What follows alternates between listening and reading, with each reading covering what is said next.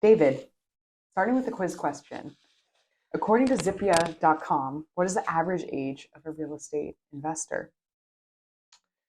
I would have to say probably 55. I was probably going to have a similar guess. I think if I'm thinking of who I know is a real estate investor, right, you kind of tend to paint this picture. But yes, the majority of real estate investors are over 40 years old at a 71% majority. Then in the 30 to 40-year-old range, it's about 22%.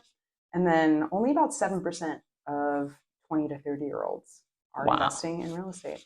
Wow. Wow. Okay. So we're leading the charge here on the younger side of the demographics. Oh, whoa, whoa, whoa. Don't give away my age there.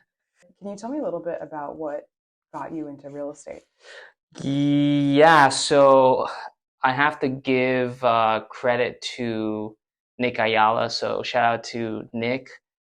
He got me into the Bigger Pockets podcast. Mm-hmm. So, we'd go golfing together, and he was talking about, well, what are you thinking about doing for the rest of your life? Is it just a career? What about real estate? And so he turned me on to the Bigger Pockets podcast, and I started listening to it, and I'm like, oh man, you know what? Actually, my parents were kind of doing it in terms of real estate. Mm. So as a kid growing up, like my parents, they acquired a duplex, and that was it. Like that was their first investment. I remember like needing to go over there. We were basically property managers. We were doing so we were doing the property management and the repairs as well. Like I remember having to do the tiling in the bathroom and then regrouting that. So it's not like I didn't have experience in real estate investing. It was just, in the back of my mind because I never thought about it. Yeah. My parents were the ones that were doing it. Yeah. But you're basically, adjacent to all of that, right? Yeah. Yeah. It's pretty cool. And so why don't you tell me a little bit about your first deal? What did that look like? Yeah, so first deal for myself. So after listening to the podcast for about a year, I decided to take action and look for an investment property. Mm-hmm. I had about 30 to 40K to put down on a down payment. Just your own savings, not other people's money? Yeah, just my own. And I was looking at properties in North Carolina. Mm-hmm. And got a referral from our realtor over here in California because we were looking at an apartment to buy here. Got a referral to North Carolina, and the first realtor that I was referred to didn't really work out. She was kind of the realtor that was for couples trying to find their forever home versus an investor where you needed to act quickly. Yep. And she referred me to a property manager, and that property manager was the one that I started working with to find properties, get his opinion on things, and so found this property in the Charlotte area, and it fit everything. It was a nice area. It had good schools. It was a single family home, and it fit within my budget. It was I think it was a $29,000 down payment.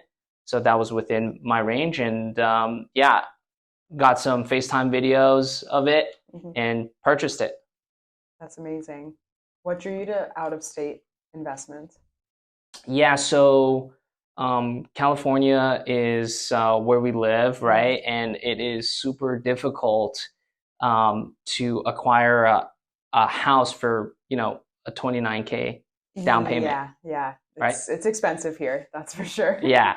And especially if you're doing investment property, you got to put 20 to 25% down.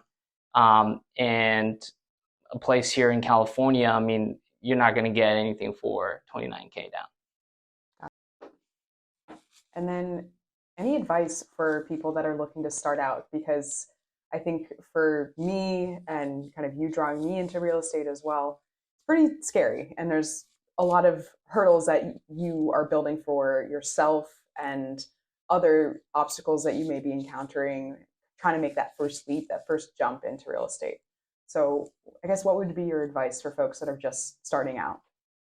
Yeah, I think I gained a lot of confidence by listening to podcasts on real estate and hearing, um, first time investors being successful at it, Mm. but then also listening to, the potential pitfalls. Um, so it was podcasts, it was reading books. Yeah, it was like reading books about it. Um, to really gain confidence.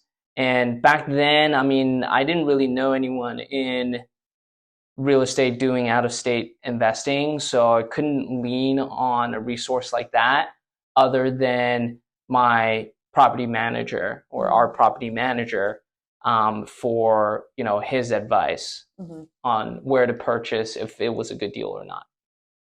And what I also think you did a really good job at was doing your own due diligence and your own research on the market that you were looking to do that first deal in. And I think you gain a lot more assurance as a real estate investor the more